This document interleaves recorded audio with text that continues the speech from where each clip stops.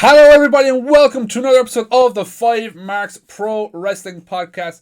I am your host, as always, Mr. Martin115, joined by my darling host. Hello, everybody. Back for another week. You might completely missed that, but we'll keep on rolling anyways.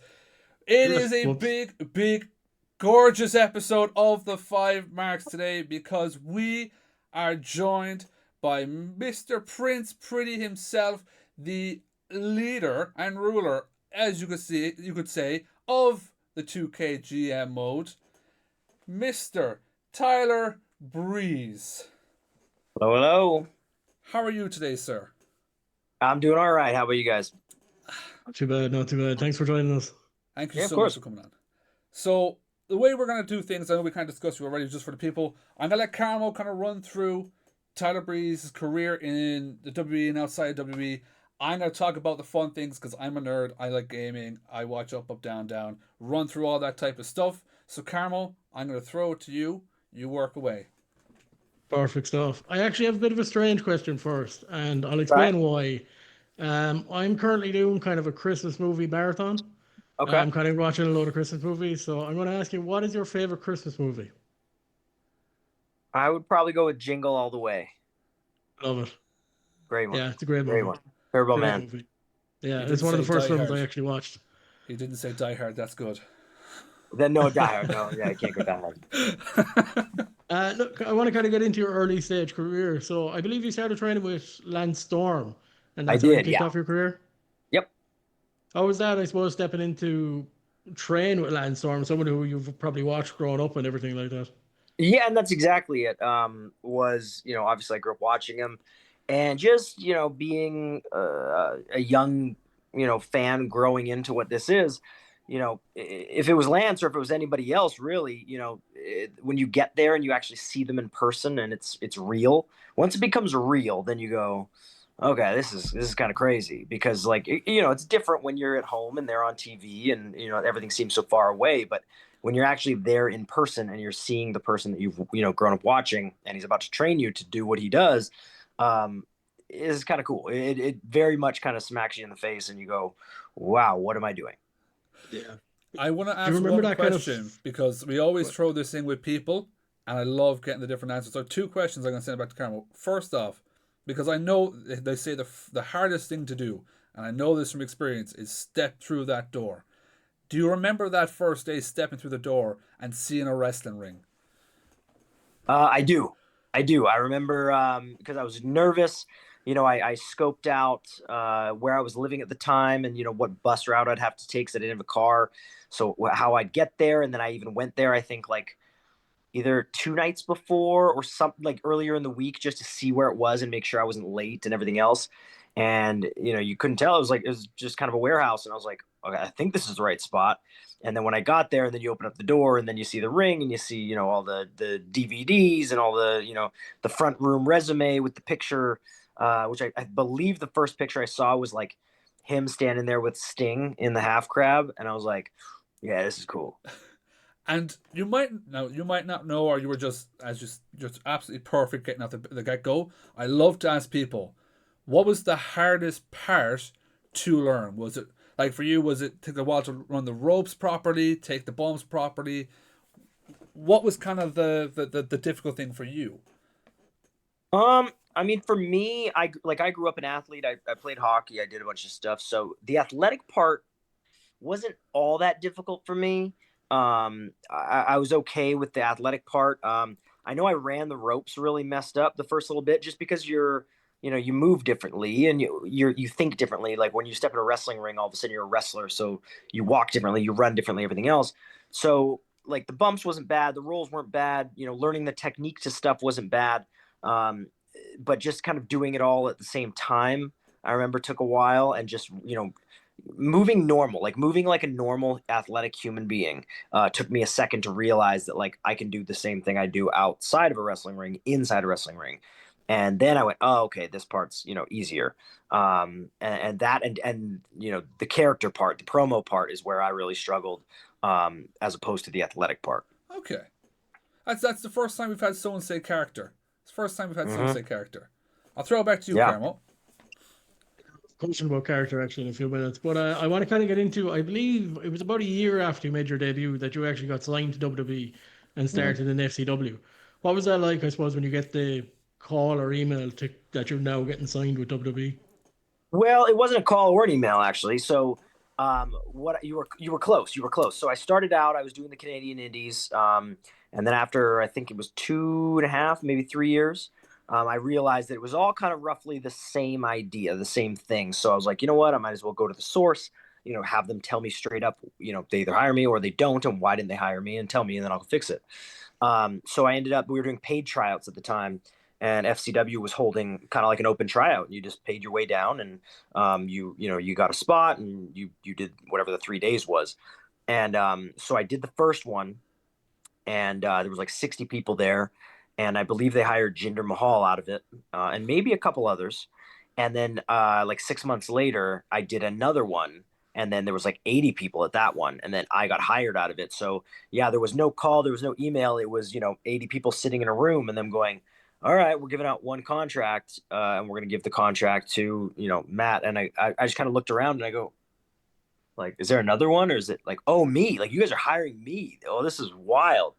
And then I went up to the front, and then, Dusty was there and Steve Kern was there and everybody was there. And it was just like, whoa, this is like, it didn't feel real yet.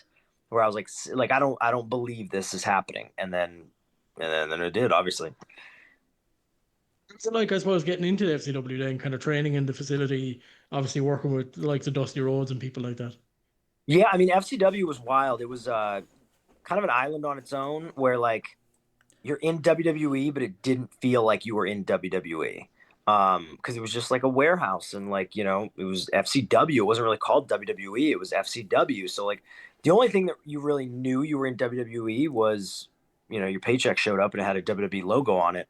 But aside from that, like FCW was just all on its own, and you just showed up and you trained, and it was what it was, but it didn't feel like you were close to Raw or SmackDown at all. It felt like you were, on the indies still a little bit. And so it was weird. It was like it was good and bad. It was a mixed bag. Obviously training with Dr. Tom and Norman Smiley and these guys was awesome. But it really just felt like you were on the indies training. Just at a higher level, I guess. And then there was only like certain days where it felt like you were actually part of WWE. Like all of a sudden they would, all the writers would come down, or Michael Hayes and the Undertaker and all these people, and then you would have, just like, okay, you and you get in there and have a match, and you go, all right, and there'd be like this empty arena match, and everybody of importance is sitting there watching, and you're going, what is happening here? Like, this is tough. Like, this is really, really tough to stand out and succeed. And like, how does this translate to Raw and SmackDown? Like, there was just a lot of confusion. But that's just kind of how it was back then. Time though as well, you also did win the FCW Heavyweight Championship. What was that like, I Yeah. suppose, getting that kind of moment? Well, it was pretty wild actually, because up until that point I hadn't really been doing well. So like I believe I was just about to be fired at some point there, and then Claudio had his debut match in FCW, and it was with me, and so as we had that match, we ended up. I think it was really one thing that helped, where he launched me in the air, he gave me an uppercut, and then all of a sudden they were like, "Hold on, don't fire him yet."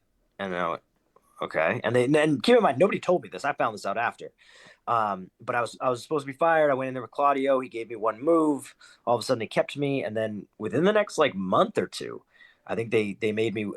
We had our next FCW tapings. I won a battle royal, and then all of a sudden I was, against Leo Kruger, and they were putting the title on me, and I was like, "What is happening here?" And then I got clued in after that, like, yeah, they were gonna fire you, and then I, rode that quick little roller coaster, and then back to almost being fired again.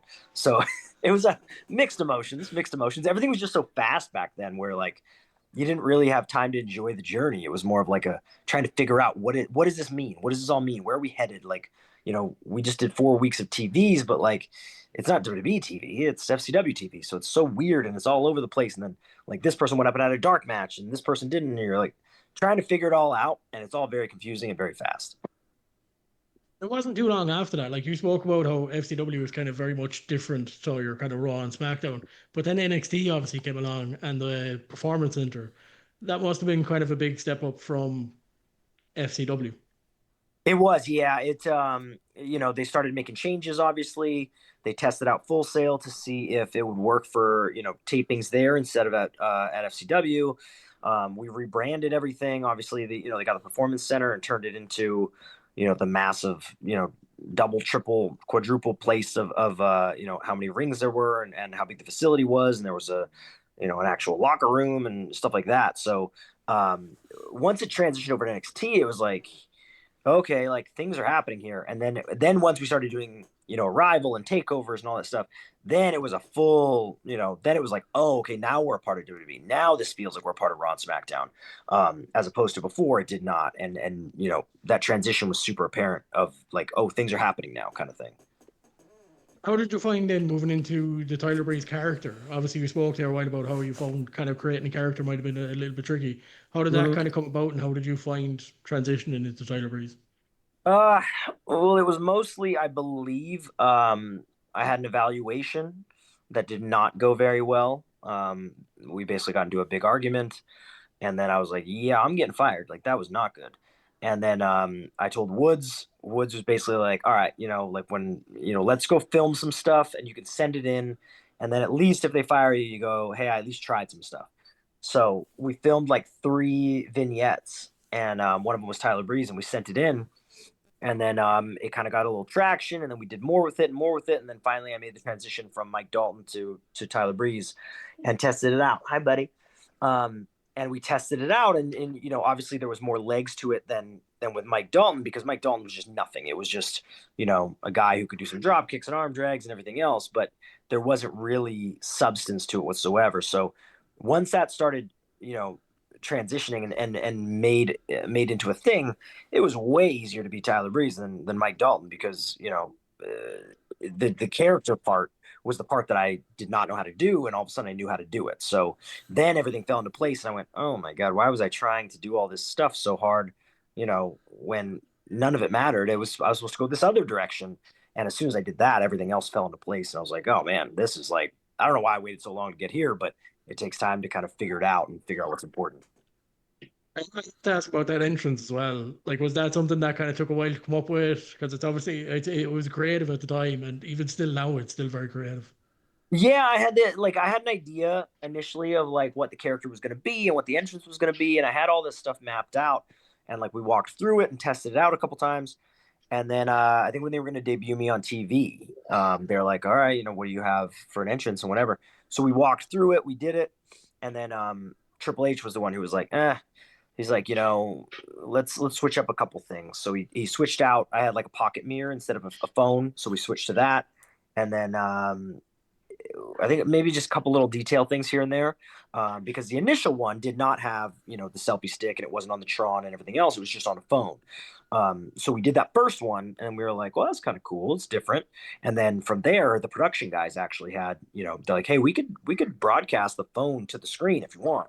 And we're like, yeah, that's awesome. So like do that. And then, another one was like, oh, selfie sticks are kind of cool. Like, why don't we use that? And I was like, let's do that too. So it kind of became like a group effort where everybody just, threw in a piece, threw in an opinion, and all of a sudden it became what it became. I'd have to ask you about TakeOver Fatal 4-Way as well. Obviously, where it was yourself up against Adrian Neville, Pac, Tyson Kidd, and Sami Zayn. Obviously, like one of I think it was the second ever takeover that happened on NXT, and it was probably one of the biggest matches to happen in NXT to that point. But what was that like, I suppose, stepping into the ring with those 3 other fellas in that match? Well, that one, so even before we went there, it was kind of the 4 of us just, intermixed in different ways. So like I worked Sammy, I think, at the first takeover, and then Neville worked Tyson at the first takeover.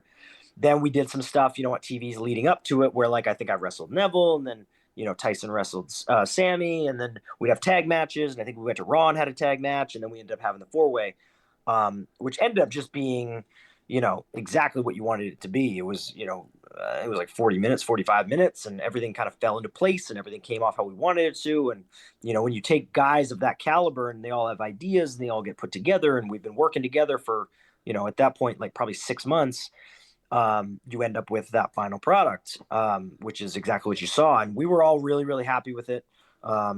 especially at that point, like the takeovers were getting really good. That one, especially was, we really, really thought that we, killed it on that one.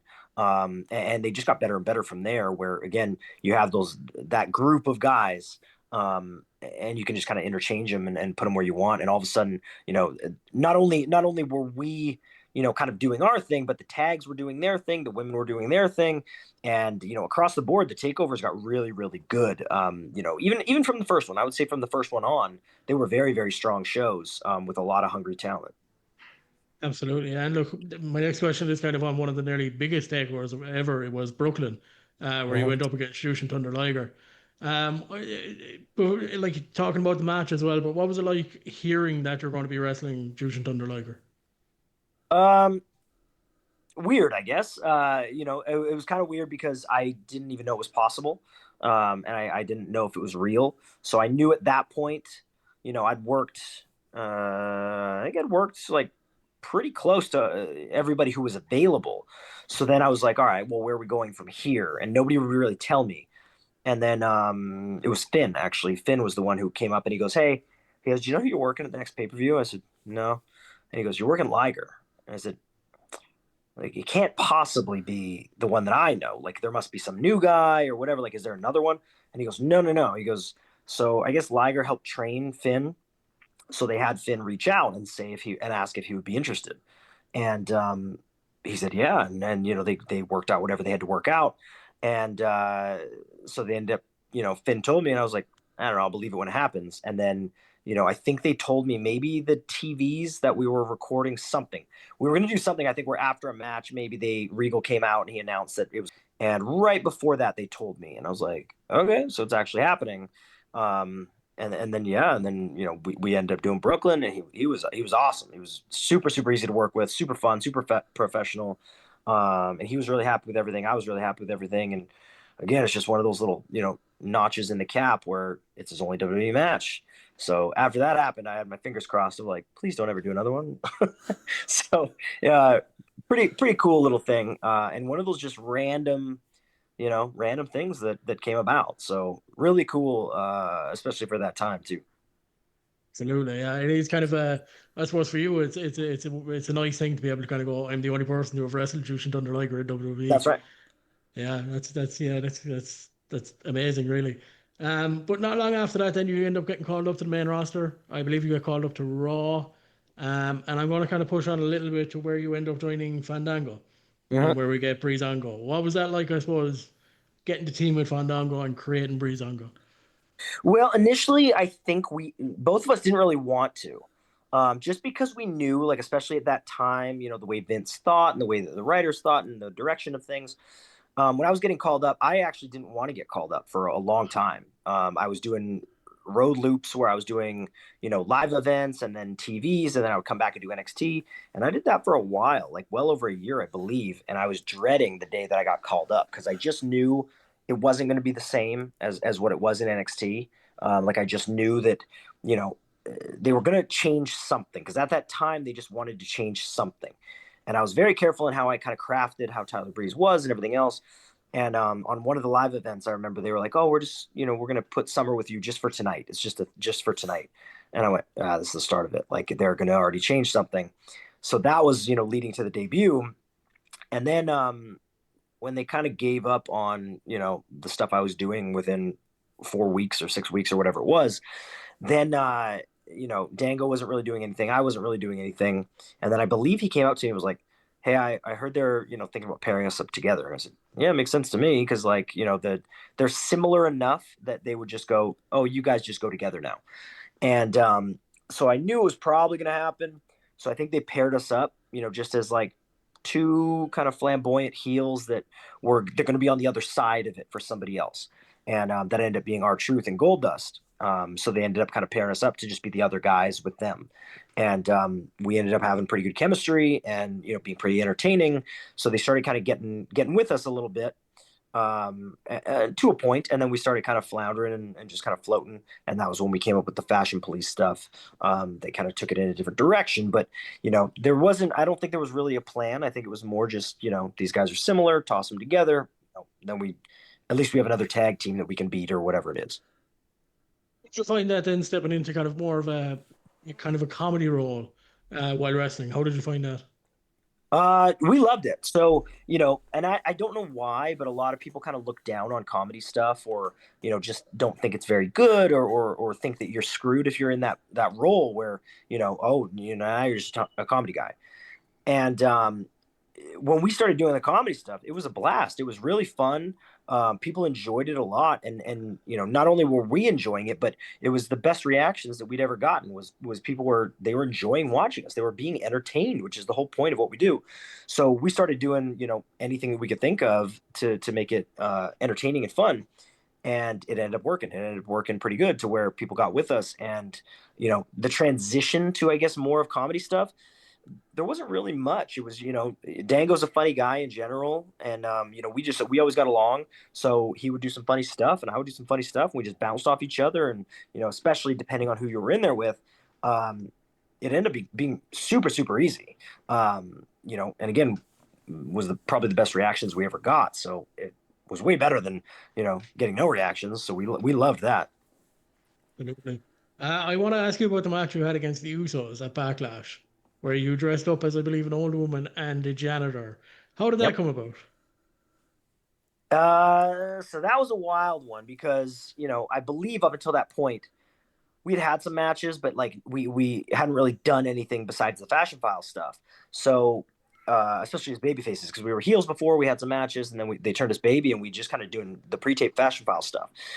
And so they were like, all right, you're going to, Chicago, big pay-per-view. You guys are going to wrestle for the tag titles, and the Usos, which that's a combination of a bunch of good stuff. So we're like, okay, we were talking and we're trying to imagine this match. And we're like, maybe it's this big dramatic thing. And like, I don't know, maybe like either me or him get like handcuffed to the bottom rope and then the other guy gets beat up and it's this whole thing. And we're imagining this big dramatic, bloody match type of thing. And so we went in and pitched it, and then they went, yeah, Vince is thinking something different. So like, we're like, should we go pitch it to him? And they're like, yeah, okay. So all of us went in and pitched it, and it was Dean Malenko was our producer, and it was Usos and it was us, and we get in there, we talked to Vince, and we pitched this whole thing, and we go, all right, what do you think of this? And Vince is sitting there and he's listening, and he just kind of goes, okay, and he listens to the whole thing, and he just looks at me and he goes, you dress up like a girl, right? And I said, I can. Like, I mean, at this point, I don't think I have, but I can if you want. And he's like, yeah. He's like, you dress up like a girl. You dress up like anything else? I said, I can dress up whatever you want. Like, I at this point, I have not been dressing up like anything, but I can if you want. And so I don't know if he was just like watching a clip of the Fashion Files or something, but he's like, yeah, I think you dress up. And I was like, okay. I was like, so do I dress up as like one thing? And he's like, I think we dress up as a couple things. And I go, well, I'm in the ring. Like, how do I change in the ring without people seeing me, blatantly just change costumes? Like, how is this going to work? And so he's like, I don't know. Let's figure it out. And he said, I think you dress up like a couple things. And I go, okay. And he goes, and one of the Usos, I think Jimmy goes, Vince, it's for the tag titles. So, like, how do we get heat in this, like, tag title match if we're like dressing up and stuff? And he goes, maybe there's no heat. And so we just go, all right, well, how are we going to make this work? And so like Usos at this point we're just kind of like, okay. And me and Dango were going, okay. And Dean's looking at Vince. He's like, okay. So he said something. I can't remember how it ended, but it ended and we all just left the room. So then we get to the locker room and I look at Dean and I go, Dean, any suggestions here? Because like, what do we do?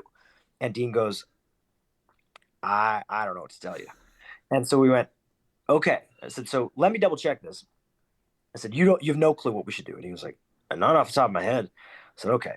So I'm sitting on the floor of the locker room. The Usos are looking at me, and they start laughing because like normally they would always laugh because I would have all these ideas and I would put the match together and blah blah blah. And I had nothing. I was sitting in the middle of the room and I'm just like, oh my god. And they go, dude, are you okay? I said, yeah. I said, but this is like, what are we gonna do here? This is a pay-per-view. Like, what are we doing? And so then we go, all right, let's try to make this thing work. So they go, what can you dress up as? And I go, well, I said I could dress up as, I guess, like a janitor. I said, I guess I could make that work. And then he wanted a girl, right? I was like, so why don't we make it like an old lady? Because like that's funnier than a girl. So it's like, okay. So I was like, okay, well, how do we make this? How do we make this work? So I was like, realistically, if I come out, if I have a costume on and I have the old lady underneath like the janitor outfit, I could already like I'm halfway there. I just need a spot to put the wig on. And so we're like, okay.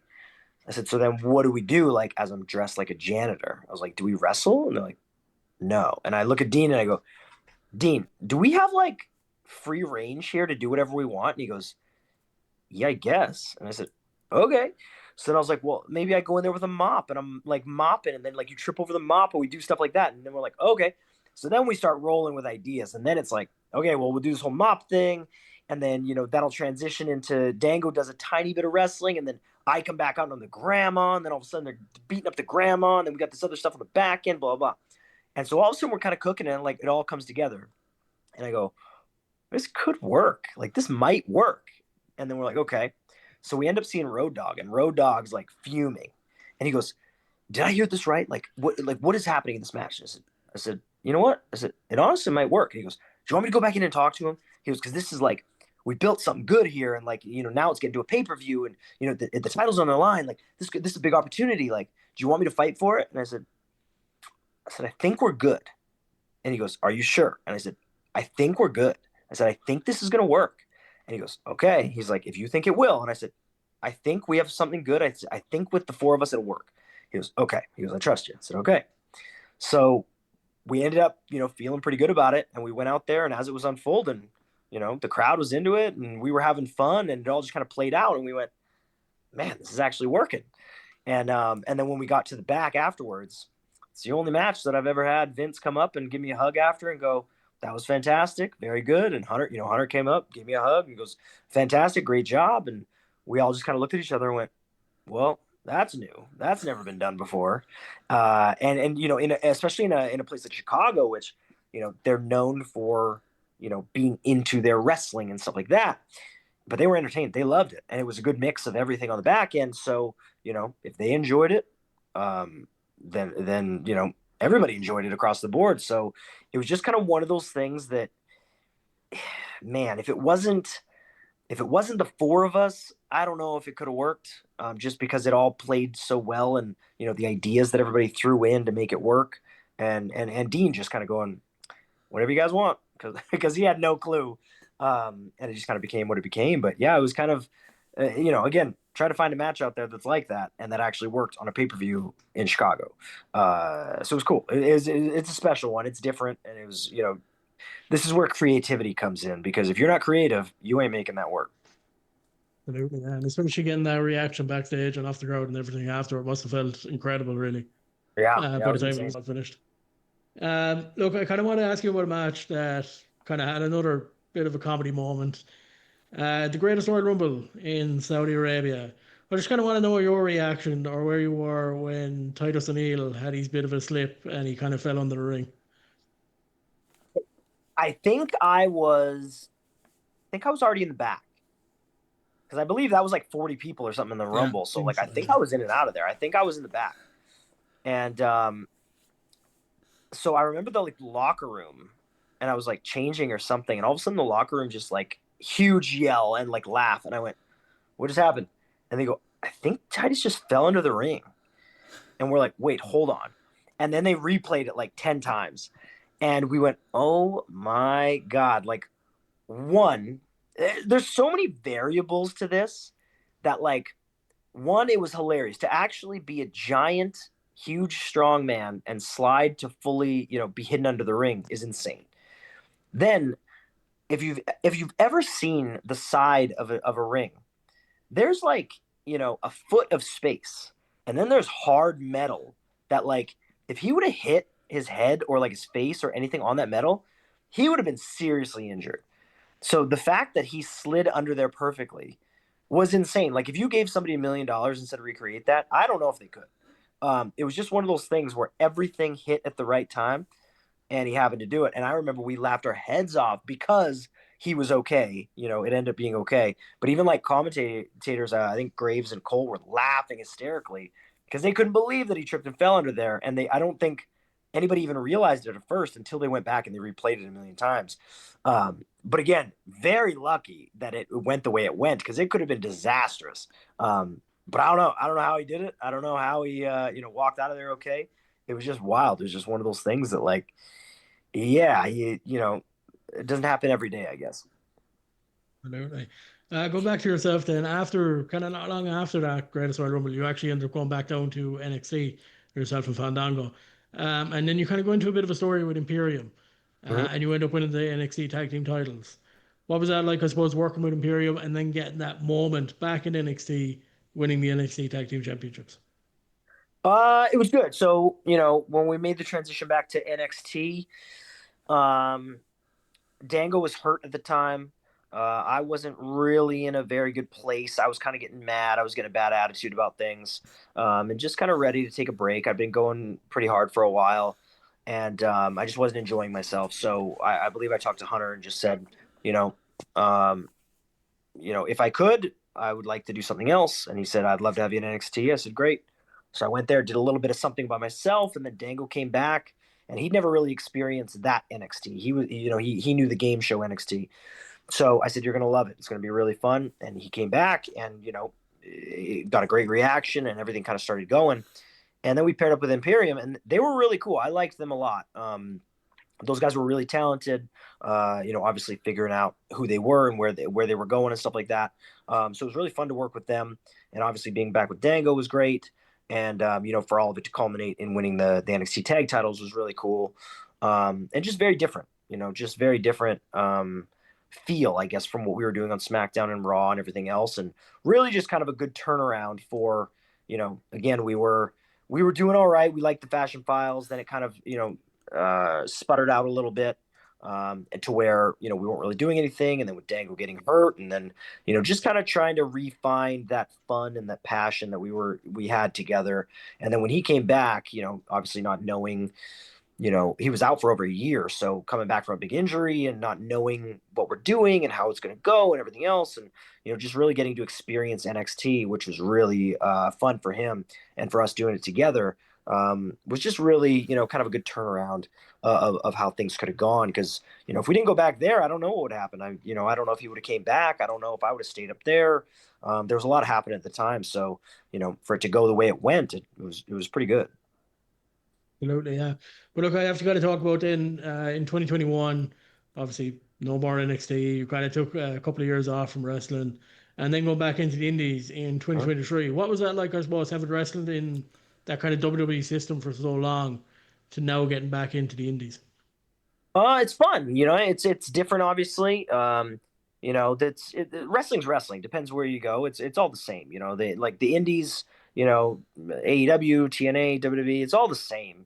It's all wrestling at the core of it. There's just different things around it. So, getting back on the Indies was more about just kind of getting back in the groove of things and getting my body used to wrestling again. Because if you take some time off, it adds up pretty quickly. So, that was really the first kind of extended period that I'd taken off of wrestling, and I didn't intend to. I just, when they released me, it was just kind of like let's chill out for a little bit here, and then I enjoyed it a little bit, and then it just became more and more and more to where I was like, you know what, let's get back out there, let's get back in the groove of things and see what's happening. So, took some bookings and it was fun because obviously the indies are a little different where the caliber of talent varies from show to show. It's not the same as a WB show. So, you end up doing a lot of different stuff that you maybe haven't done for a while where, you're all of a sudden the main event for the night, or working with guys that you've never worked with and stuff like that. So just getting your feet back underneath you, the wrestling part never worried me. It was more of just, you know, getting out there and getting everything back in motion, I guess, rolling the big snowball down the hill type of thing. So, it was fun. It was fun to kind of get back out there, especially too on the indies. There's like the younger talent who are trying to to go where you've been. So, if they have questions, I love, helping them out. And, teaching seminars is always fun because these guys are hungry to learn, what am I missing? What do I need to get to the next level? And, what was it like over here? And I got all the time of day for that type of stuff. So it's fun getting back out there. And there's some good indie shows out there. You just gotta, not hunt them out, but you gotta figure out which are the good ones and which are the bad ones type of thing. Absolutely, yeah. Now, if I'm going to ask you my last kind of question about your career before I hand it over to Martin, because I've taken up enough of your time. But I want to ask you about this past September, where you got to return to NXT and have a match with Ethan Page for the North American Championship. What was that like, getting to return to NXT, being able to make your entrance again in NXT?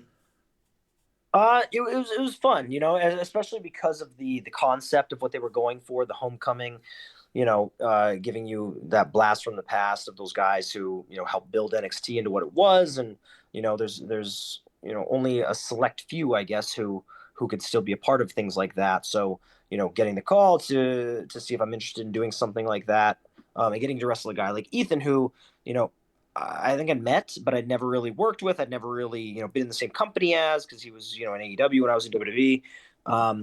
It was fun too, because, he's very talented and, killing it, everything that he's doing. So getting the opportunity to just do something different at a different time, with different, it is a different crowd, what I mean? Like the NXT is different than the one that I, was with, 10 years ago. So just, I guess a little reminder of, what it feels like to be in a TV situation, higher caliber, I guess, expectations wise and everything else, was fun, getting to be right back in there and picking back up with a guy like that. It was just fun. It was fun. It was easy. And I'm sure it won't be the last time. So Hopefully not, anyway. Hopefully not. Look, thanks for answering my questions. I'm going to hand it over to Martin, who probably has a whole no list of questions. But yeah, of thank course. you. So before I go, because I want to talk mostly about up, down, down, flatbacks. You spoke about there about having to kind of step back in. Obviously, at the moment you're kind of going between wrestling, producing, and a few other things. With the way NXT is nowadays, how different actually is it compared to when you were heavy in the loop and the way the locker room is nowadays? Is there a massive difference? Is it better place, same place? What's the kind of atmosphere like? It is different. It is very different. And not necessarily, better or worse. It's just different. So, back in 2014, 2015, when, NXT was kind of on the upward trajectory, everything was new. The WWE network was new. The audiences were just discovering who we were, what the product was, and they were excited about it. They were hungry for it. And the people that we had on the roster, across the board, like I said, the guys, the girls, the tag teams, everything, was just hungry. They were very, very hungry to prove a point, and they worked their asses off, to get where they wanted to be. And if you weren't booked on a show, you were pissed about it. You wanted to be a part of what NXT was. And back then, obviously, the roster was smaller, and the majority of people were people with experience and everything else. So that made a difference in the overall product and the overall passion that we had for stuff. Where now is a little different, in terms of it's probably double the roster size at least of what we were. So they have way more people.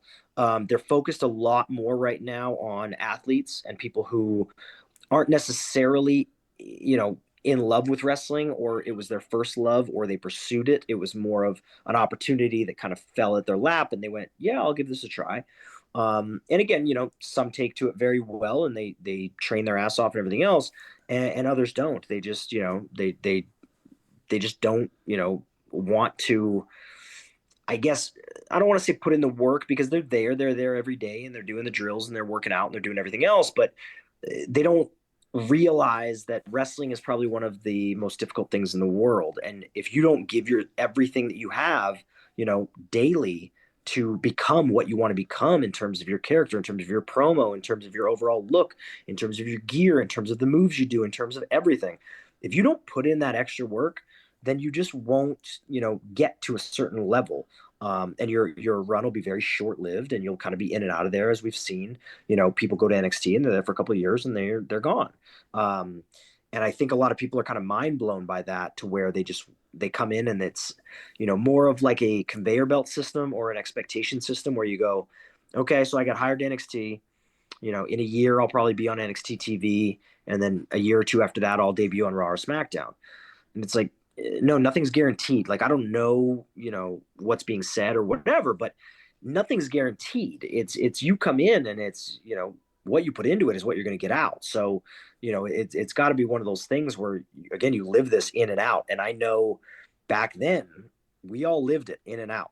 And it was a very tightly knit group and everything else, where, again, like I said, now is larger than life. There's at least double the roster size, and a lot of these people, they're coming from a non-wrestling background, which isn't the end of the world, but it does make a difference in terms of, the passion that you bring to what this is, and realizing that, we beat the hell out of ourselves. And if you don't love this, it's a miserable job. You're not going to like it.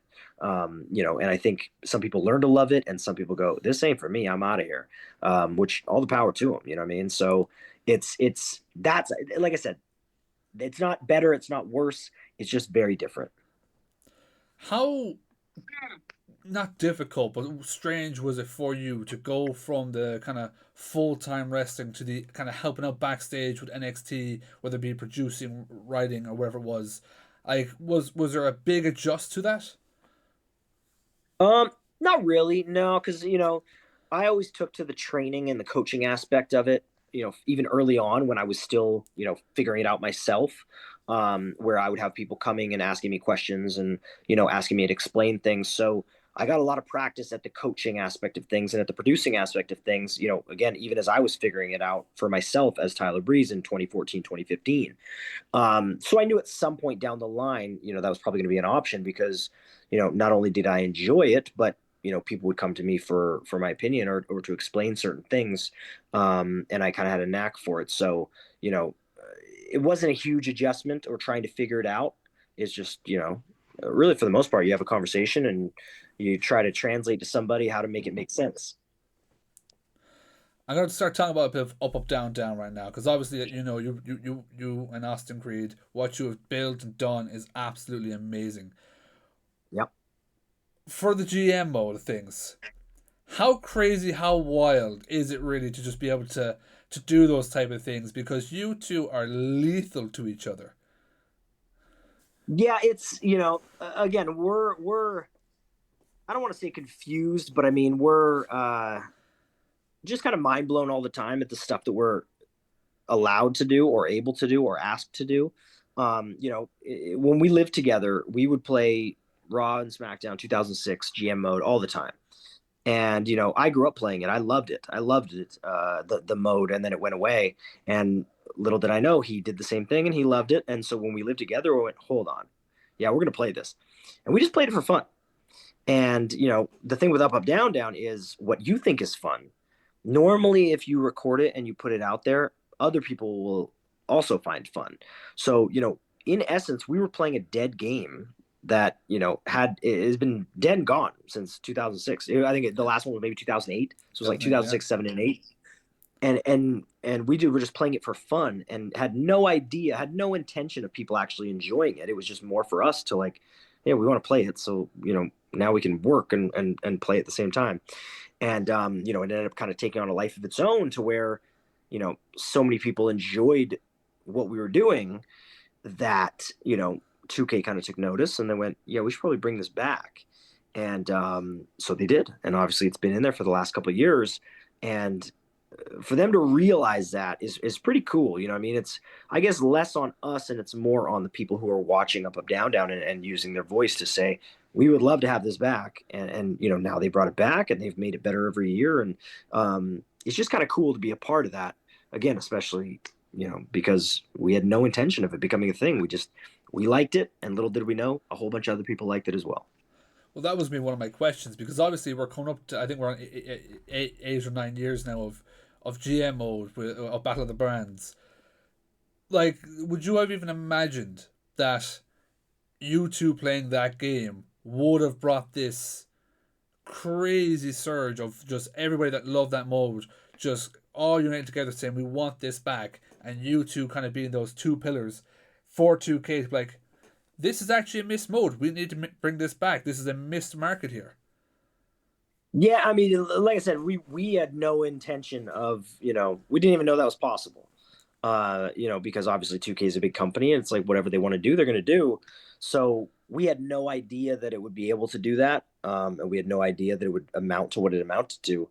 So just, I shouldn't be surprised, but I get surprised every single time that, something pops up and we go, oh my God, this is really cool. And it's because we just did something, you know what I mean? We just, instead of thinking about it, we just did it instead.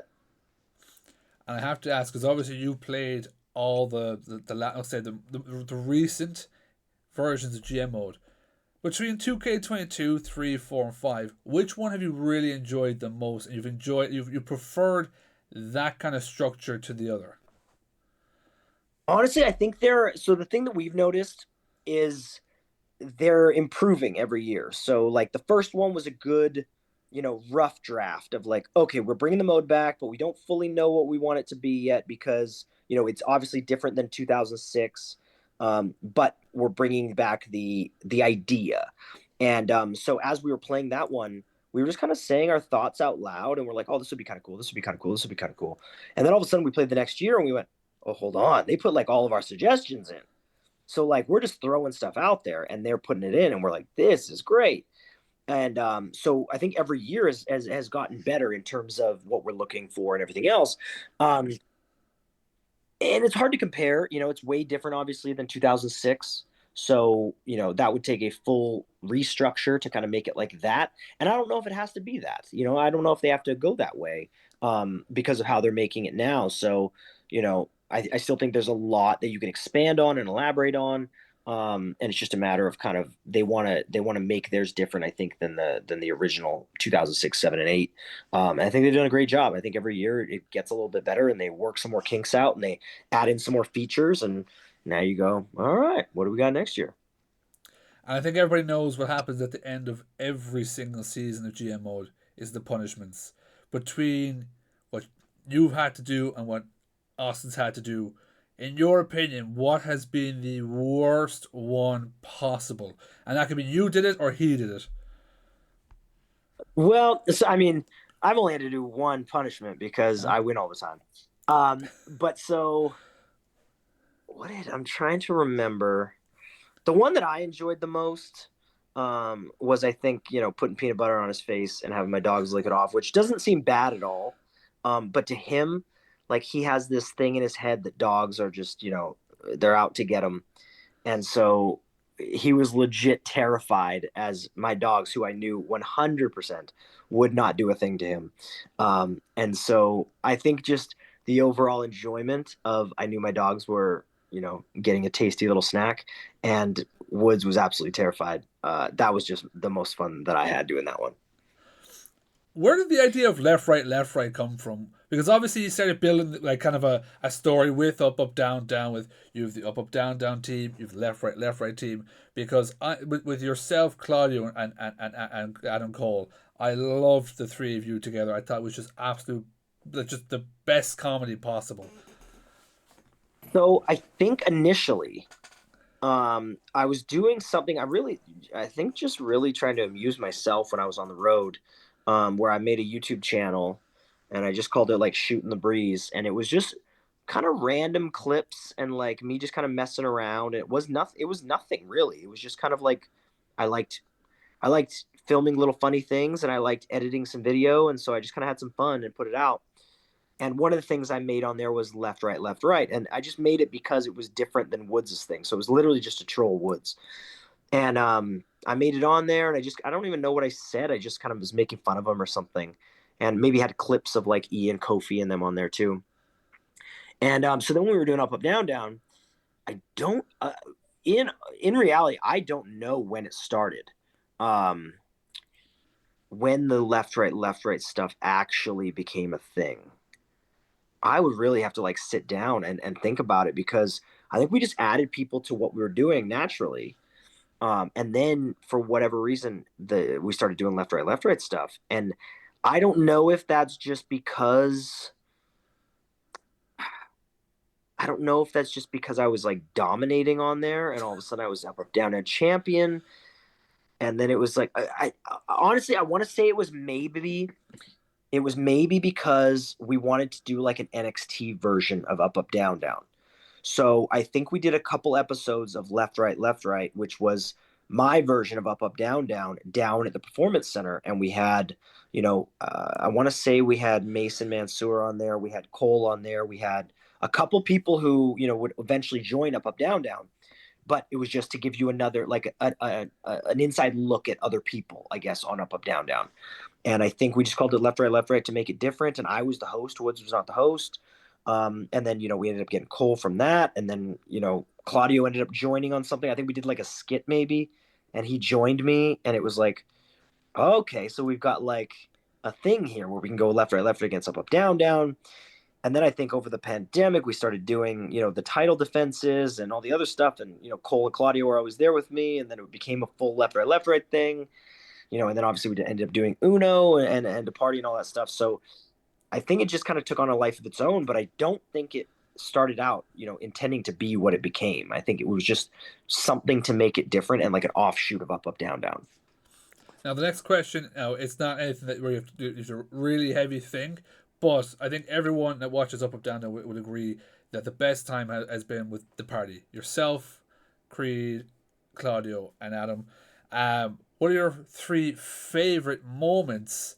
Whether that be the outdoor stuff, the Uno stuff, whatever it be, of just that it comes to your head and just makes you laugh. I mean, there's so many. If I was to narrow it down, definitely the live Uno that we did. We filmed the live Uno at my house, where we had one rule, and that was we're live, so don't swear. And then of course the one thing that we couldn't do, Claudio was the one who did it, which even funnier because Claudio's not a big swearer anyway. But of course he was the one, like I thought for sure I would do it, but he was the one who ended up breaking the rule. And so I loved that it was him. And that was by far, one of our most fun things that we did. We did the outdoor stuff too. We filmed like an outdoor Uno, and then we also did some outdoor games and stuff that we did that were really cool. Man, I would have to rethink. I know we did like a tournament or something of like the best Uno moments, because there were just so many, and it was so wild to us because I think we filmed on like Sunday nights, and we would film and then we'd wake up the next day like it never happened. Like we didn't remember anything until people were, tweeting at us and whatever. So on Uno, there was so many, good moments and Mario Party and all those games that were just, we had a blast on. So I would say definitely live Uno. Damn,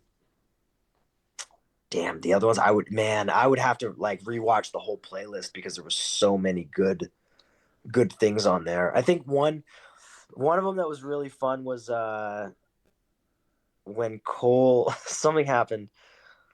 What did he say? Something where I told him he looked like he was on bum fights, and we all just started laughing our heads off. But his reaction is what made me laugh so hard, is because he laughed so hard. But I don't know. Like I said, I'd have to rewatch all of the Unos back because there's so many hidden gems in there. It was just such a good, mix of personalities that became what it became, and it was just a blast, man. Well, I'm gonna move on to flatbacks wrestling and move away from Up, Down, Down. Because I could talk about 1,000 things Up, Down, Down. Like when Adam Cole and the Bay Bays are actually going to tour and so much more. But flatbacks, your wrestling school. What is it like? Because I know you spoke about you've coached in the past and stuff like that. But what are kind of like, without going into a lot of details, because I know you want to keep that to the school. What are some of the things you guys really, really kind of heavy kind of teach people on within the wrestling business? The big thing that we hype on is character. You need a character, you need a personality, you need to exist. Especially now, like there's thousands of people out there who are wrestlers. So what makes you different from them? And that's the golden ticket. That's the hardest question to answer. And if you can figure that out, then the rest is easy. So the biggest thing for us is, you need to be bigger than just a wrestler. So who are you and why should I book you on my show? And that's where your energy should go. That's where your effort should go. And a lot of people don't. A lot of people don't put their energy there. They just put it into the other stuff and they blend in. And there's, again, thousands of people out there who are getting overlooked and just going, you're missing the key parts that matter. So I know for us, when they step through the doors, the big thing for us is, if you want to make money at this, if you want to be different, then why you and not the other people? And that's, again, if you can come up with that, then usually the rest falls in place. And then when you've had, whether it be normal talent coming from WWE, like WWE people coming in training, and then just your new students, how gratifying as a coach for yourself is it to see these guys that came in fresh, new, know absolutely zero about wrestling, and seeing them going on to the independents or going on to WWE, AEW, wherever they end up going, and knowing that I taught you what you know. Mm-hmm. Yeah, I mean, that's the whole name of the game. That's the whole point. So, we say it all the time. We're very hard on our students because our expectations are high, and we'll be the first ones to stand there and go, congratulations. This is why we pushed you as hard as we did, is because this is the hardest thing you're ever going to do, but it's also the best thing in the world. So when you make it, when you get to where you're going to go, this is why we did it this way. And again, to see so many people that we worked with, at all varying, ages of experience as well. Where, we got the TNA champion, Xia Li is, she was one of ours, where she was trying to figure out, she was in NXT for a couple of years and trying to figure out, what she's missing. We worked with her, taking somebody who's very fresh like Kiana James or Harley Cameron, and they knew nothing, and then to get to where they are now, where Kiana's on SmackDown, Harley's on AEW, obviously. We got Colton and Austin Gunn, who former tag team champions in AEW, killing it over there. JC Jane obviously came in with some experience, but we helped kind of refine where she was going. Working with rehab type of stuff, getting people ready back for the ring. So like Charlotte and Mercedes and, all these people who happen to get injured, or, they're looking to kind of, up their game and get where they're going. So, having these people roll through the school, and like you said, go on to what they're doing. We're kind of covering a lot of ground here. We just had one of our students, Valentina Rossi, was in NWA. So people are branching out to NWA, WWE, TNA, MLW, WWE. Like they're going all the places they should go, and they're going everywhere that we want them to go. So it's very, very, like you said, gratifying to just see that they're getting out of the warehouse, they're getting off the indies, and they're moving on to other things, which is exactly what we want them to do. And how do you guys kind of structure the actual weeks? Because I know you guys have, right, we have this time to this time, this is the coaching periods. If someone is kind of like, they go through that first kind of we'll say it's 8 weeks or something like that you guys do, are they able to come back and do the next 8, or is it more, we want you to branch out, we want you to go somewhere else and learn more than just sticking here? Well, and that's the big thing is, so, in 2026, we're actually switching. We're going to be going from 5 classes to 3 classes for the year, and going 12 weeks instead of 8. So a little bit more time for people to work on their stuff. But the goal is to not, be in a warehouse for years and years and years and years. It's just not.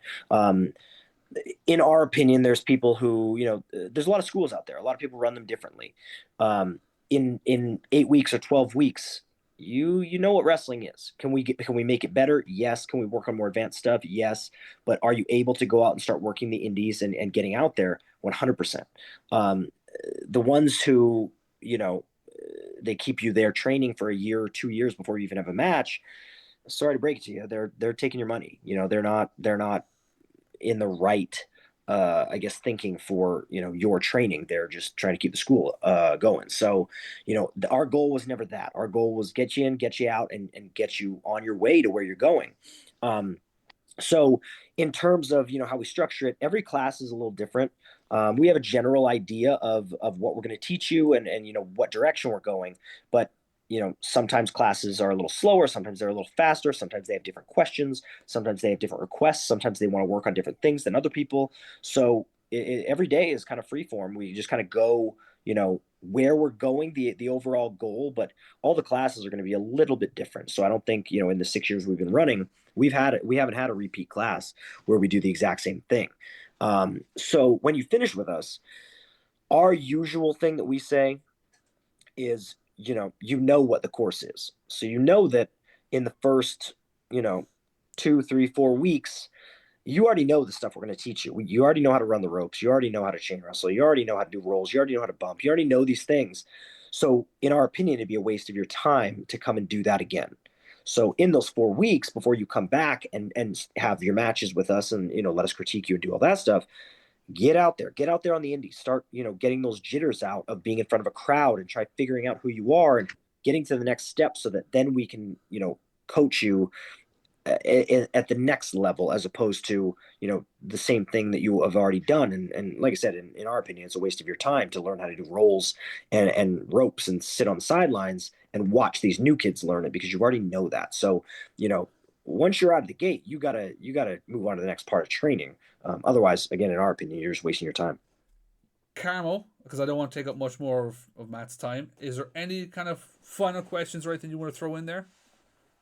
Question I want to ask when you were talking about up, up, down, down, and it was when you were kind of speaking about yourself, Austin, Claudio, and Adam Cole. Do you think, I know people are in different companies and it doesn't necessarily work out that way. Do you think we could ever see the four of you do a GM mode? Depending on the schedule, because the main thing is us is we never intended to stop doing anything, but trying to arrange the four of us together and get our schedules working is damn near impossible at this point. So until things slow down a little bit for each of us and we can reconnect, then yeah, anything's possible. But until that point, we can't even, arrange a damn game of Uno. So we would love to. There's just not enough time in the day. Absolutely. Is that you done, Dusty Carmo? That's it. That's all my questions. I'm going to start to sign it off. So Tyler, we give everybody 30 seconds or whatever they want to just talk about whatever they have coming up, any promotion or anything they want to do. So this is your 30 seconds, 1 minute, whatever you want to talk about, whatever you want to promote, you work away.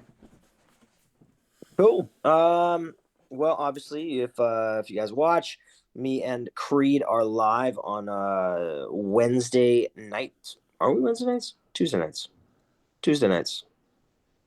Yeah, it might be Tuesday nights. Man, I'm really bad at this. I want to say we do. It's Wednesday. It's Wednesday is what it is. We do Wednesday nights, usually 9:30 or 10 p.m. Over on the UpUpDownDown YouTube, and then we usually do Battle of the Brands Thursday at some point. Make sure you follow the socials. Make sure you follow my socials at Gorgeous with 3 M's. We usually give you all the updates on there about where we're streaming on UpUpDownDown.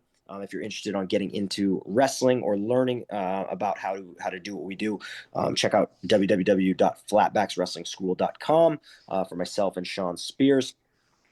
And then follow. I know I've been posting on my socials a lot about upcoming shows, stuff that I'm doing. I know my schedule is packed for the new year with all sorts of stuff coming up. So make sure you stay on top of all of that, and I do my best at keeping you guys in the loop of what's coming up. Perfect. Well, Carmo, throwing the reins to you now, because you know that you do the finale for us. I'll sign it off. Look, I just want to thank you again for joining us, giving us the time to be able to speak to you, and really appreciate it. Thank you so much. Yeah, of course. Thanks for having me. But look, we are the FiveMarks Pro Wrestling Podcast, and for another episode, we are officially ding, done. Yeah.